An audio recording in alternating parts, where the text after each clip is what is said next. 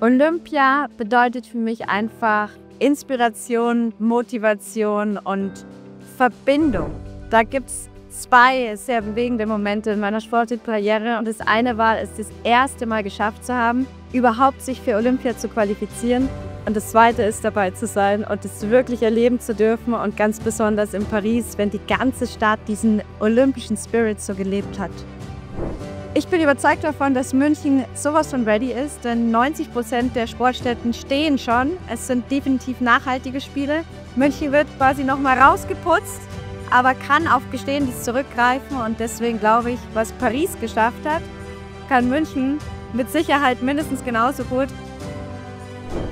Und am 26. Oktober ist dann der Bürgerentscheid. Jede Stimme zählt, unbedingt abstimmen für Ja.